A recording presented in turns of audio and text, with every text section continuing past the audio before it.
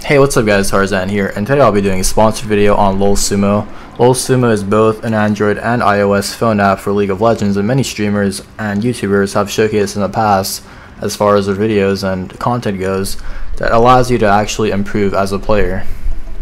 Everyone will tell me, Tarzan, your heart's like platinum, you're losing, you're blaming jungle, but like, it's gotten to a point where I thought it was true as well. But then I discovered LOL Sumo and I actually started winning. Like, I try to use everything to my advantage, meta, champions, anything. LOL Sumo just helped me overall improve every aspect of my play, and I'm pretty much returning to my season 6 shape. So if you click a champion and go to my recent matches with that champion, it will showcase what aspects of the game I was doing well in. So my creep score, challenge level, wards, challenger level, KDA challenger level, and kill participation challenger level. Of course, I'm a filthy Graves one trick, so for the most part that's expected. But my other champions definitely need some work, and this is where the other system a part of LOL Sumo comes into play. If I need help for other specific champions, I could just click on their profile and then go into runes, masteries, look at what items I should get, what time into the game they should be received, and yeah, that's pretty much it. The app is free, link in the description. And yeah, I hope you guys really utilize it like I am doing right now. So I've gotten a lot of requests to make a jungle tier list as far as patch 7.16 goes. Of course, tanks still outshine carry junglers just because of how the meta is. But this list will actually be centered around both high elo and low elo, because I think the game has gotten to a point where the jungle role isn't very hard to play. And it's just about knowing what to build and having the right setup and runes and masters, etc. So I hope this video helps you guys out, and make sure you leave a like and share if you did. Enjoy it. Thank you guys. So for the first champion in S+ tier, we have Maokai. I didn't think the nerf was too bad, but after playing it a few times, I realized your clear is way worse than it used to be, just because of the minimal nerf to the percent damage of his saplings. But for the most part, you do the same damage to squishies, so you'll still probably have one of the most highest damage dealt in the game to champions. But yeah, if you get through early game and like you still get your items, you still have a lot of pressure, get kills, etc., then you're still going to be the unkillable tank in team fights that you would usually end up being.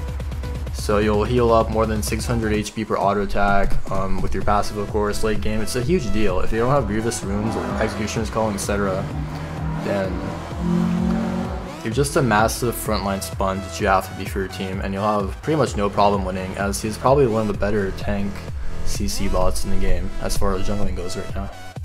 But yeah, sorry about that, to close my nose. So the second champion we have is Rammus. I mean, if you see Pansar Dragon playing a champion, they're probably meta, and they're most likely used in higher elo. So the thing about Rammus that makes him so great is his amazing gank potential. He's pretty much extremely hard to kill with his W up unless they have like a Vayne, something that can do, you know, true damage or percent health damage. He scales extremely well and even takes turrets fast for a tank, because you know his ultimate applies damage to turrets, and so does his W. He also has great pick potential and dive potential, which makes him pretty much a perfect frontliner for any team, and he also does mixed damage, which is really nice. The next champion we have in the S+ tier is Cho'Gath. I would deem Cho'Gath a better top laner than jungler, but for the most part, if you can get through early game, just farm up, go for efficient ganks, not put yourself in forcible situations, then you can get the stone board with, you know, your rank 3 ultimate and just delete any squishy from the game, which is a really nice thing to have on your team.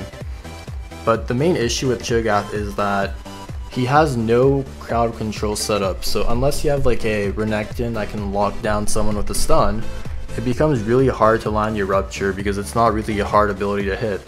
Also, his E got nerfed, so he does less damage to tanks, but for the most part, similar to Maokai, he does the same damage to squishies. The next champion for the S+ tier, again, is another tank, which is Nunu. Nunu fits extremely well in this ADC oriented meta. He sets up for great objective secure, he can serve as disengage, he can be a damage absorbing sponge. He's pretty much the perfect tank. With a lot of hyper carry scaling ADCs taking over the meta, Nunu can also make them more relevant with his Blood Boil and with the tanky supportive items that he will build. So he's pretty much just overall the perfect champion that would work well into any team comp right now in the specific meta. Just Blood Boil your Tristana, give her the Knight's Vow, lock it, etc. and she'll pretty much do the rest just through right clicking. So for the last champion in the S+ tier, we have Sejuani. When it comes to locking down targets, Sejuani is pretty much the master. There's a difference between CC and hard CC, and Sejuani has a lot of hard CC, which makes her really good at setting up ganks and even counter ganks, so diving to Sejuani is pretty much just suicidal. Her passive allows you to also just stack health, which is why you see people rushing Warmogs in competitive play. You don't really need armor or MR for the early game until you get to a point where, you know, the hyper carries get pretty strong. But this also makes it harder for ADCs to kill her, because in this meta, people aren't really going to play Rune King. It's more of a static shiv, rapid fire cannon kind of combination you're seeing. But yeah, for the most part, the biggest issue with Sejuani I've noticed is her first clear. Unless she has like a good Raptors leash, she will have to start a buff, which can set her behind if she gets a slow early game. For the S tier, the first champion we have is actually surprisingly Jax. Not many people think Jax is a great jungler, but I've actually seen him in high elo a few times, and he actually doesn't look that bad with Storm Raider Surge. So you have great gank potential and cheat potential, because people run XP coins, they pretty much just start Raptors into Red Buff, into Scuttlecraft, which nets you level 3. And getting level 3 at like pre-3 minutes is a huge deal. You can just flash into either top or mid, if that's the side you started on, and can pretty much ensure a free first blood, which can allow your team to actually snowball really effectively. But for the most part, if you fall behind on Jax jungle, you'll pretty much be useless. You don't have the same efficiency that a top Jax will have. You can't split push as well. But yeah, you pretty much just build full tank or Trinity Force if you're ahead. Chorong is one of the players that has pretty much played it in high elo, and I will link you his OPGG or a picture of it. The next champion in the A tier is Gragas. So the nerf to his early game ultimate isn't too big of a deal. He still has one of the best level 3 game potentials in the game, which allows for a great snowballing effect, you know, the body slam flash. The issue with Gragas is that if he misses body slam, he's put into an awkward spot where he has to stall for twice as long in order to have another reliable escape. So if in a team fight you miss your E, you're pretty much a sitting duck unless you can, you know, bait them with your ultimate. But for the most part, you need to line your E, which is a huge deal, or you will be put in a really awkward spot. Also, his damage does fall off, and the shield meta isn't helping him much. He's just a worse version of Maokai in my opinion, and he just tries to be as much as a CC tank as he can, just by landing as many body slams as he can possibly land. Next champion is Jarvan. Jarvan's also a champion I would deem more a top lane than a jungler, but with the meta shift, he's actually a really good supportive tank jungler. He also has a very unique pathing setup as far as most junglers do not, so people try to utilize his EQ combination as fast as possible. That's why you'll see people like Xmithy do like red buff, level 2 gank bottom or mid, etc. And this allows for like really playing mind games into your enemy team, so your lanes can play more aggro, they can bait as if you're there, and they can probably get an advantage just from the pressure of being there. Also, the buffs to Cinderhawk made him more viable for pro play, and his W is like a mini Colossus, so you can grab Thunderlords just for more damage. However, if you fall behind, he'll just be like another heal for target ADCs to heal off of, and he will pretty much do no damage. He'll just be knockup, and his knockup isn't as great and reliable as like say Gragas or something. Also, his ultimate's really buggy.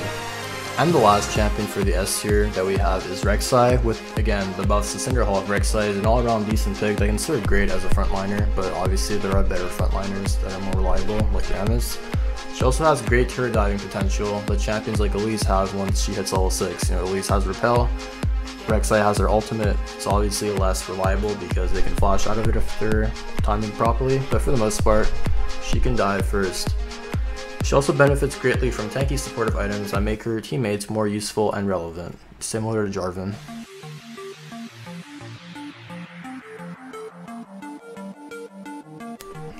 For the first champion in the A tier, we have Nidalee. Nidalee's always been a great power farmer, however with so many nerfs, she somewhat became garbage and outshined by pretty much every carry jungler, so champions like Lee Sin, Elise, Kha'Zix, Graves all became way better than she could ever be. But obviously there's been an influx in tank junglers coming into solo queue and competitive, so she's had a better chance at outshining the enemy jungler through farming and counter jungling, because tanks are really slow on their first clears and Nidalee can take advantage of that because, you know, she's both range and melee. She's also more reliable and useful in team fights by itemizing for things or Ardent Sensor to make your carries deal more DPS. So if you've watched LCS, you'll make Young actually built Ardent Sensor on Nidalee and they ended up winning, but yeah, I think Nidalee's in a really good spot. The next champion we have on the A tier is Dr. Mindo.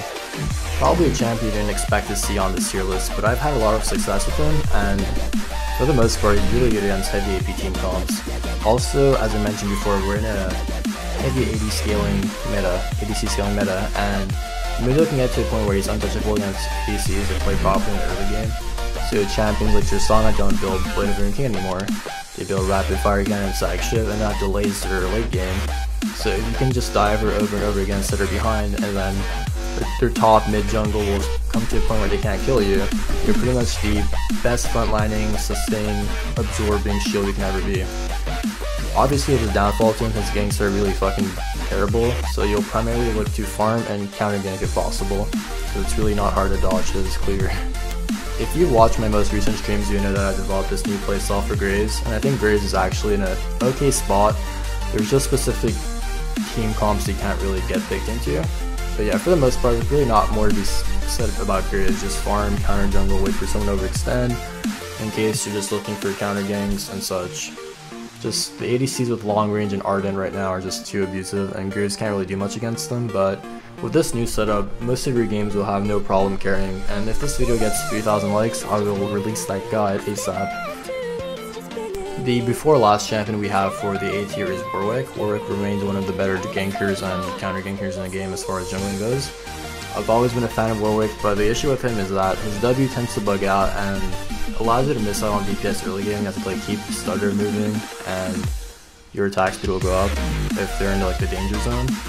And also when you're trying to chase someone, if you're not in combat, sometimes it will make you team like as if you were in combat, so you don't get the movement speed for chasing them, which kind of sucks. But if they fix the bugs, it'll probably be S tier, maybe even S+. I'd probably say S just because of this meta.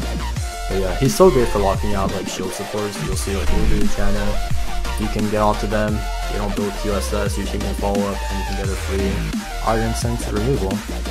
And the last champion for the A tier is a champion you might have seen in LCS again, utilized by Mike Young, Shyvana. I've really never been a fan of her. She has this kind of one-dimensional playstyle, just farm, counter jungle, go for dragons, and I guess jump into the enemy team.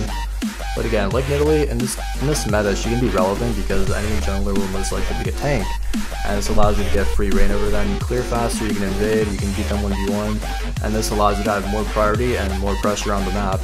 She also takes, again, dragon incredibly fast, and is super easy to play, so she has really good flank potential if you can use your ult correctly, but for the most part, the supports just counter you, so it kinda sucks. Approaching the B tier, these champions are not very good in this meta. They used to be very good. Shield and heal supports counter them, so there's really no point in playing them unless the enemy team picks something, you know, like Vagar support or something. But for the most part, Kha'Zix is one that comes to mind. I've seen a few high elo Kha'Zix one-tricks playing him. He's just not that great, and he's easier to maintain because you can have more tanks for him and more CC. Elise, she's fallen out of the meta as well. People think she's still really good. But the AD nerf is actually really big because she has to capitalize on early game, and if she falls behind early game, she's pretty much useless if she didn't get any of her lanes ahead. Lee Sin, same thing, he's been nerfed a lot, but he's just really bad in this meta. I guess he's an extra minimal shield for his team. Next champion, Kindred. No comment on Kindred, she's terrible in this meta. Rengar, same thing. I mean, I've seen him in competitive a few times, but all those games ended up where Rengar was essentially useless. Olaf also, he's not bad against shield supports because they can't really CC him. If they exhaust, his E goes through exhaust because it's true damage, but for the most part, if he like falls behind early game, the enemy ADC will just heal off of him, so there's no point picking him. Kayn has been nerfed way too much. The nerf to him was actually huge. You get your transformation way later than you should.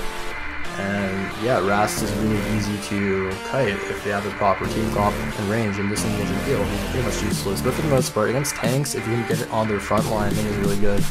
But again, that's specific to team comps, not every team comp. And finally, the last champion is Vi. Vi got buffed, but she's still like not that great, so I wouldn't recommend playing any of these champions if you want to climb.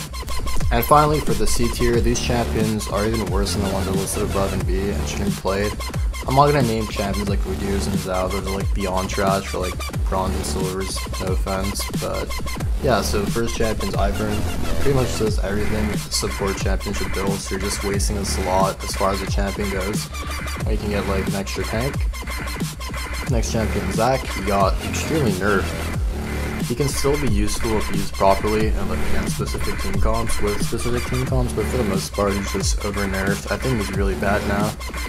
Next champion's Evelyn, again, not that great. Nocturne, Wukong, all these three last champions are just like terrible in this meta, and they've been terrible for a very long time, so unless Riot can buff them or fix the jungle meta or just shift it, they're never gonna see play or probably even competitive play. So please guys, if you can, just share the video, it means a lot. Me and my editor have spent countless hours on this, you know, setting up every rune page, every masteries for every single champion. But yeah, if this video gets 3,000 likes, I'll release the new grave setup that I came up with as soon as possible, probably August 14th. So 3,000 likes, that'll be amazing. Just know that every share, every view counts, and I really want to help you guys climb, and returning the support that I'm trying to give you really goes a long way.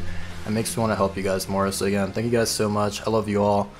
Thanks for everything. Thanks for all the support. Also thanks to LoSumo for the sponsorship, and I hope you have a nice day. Enjoy the freelo.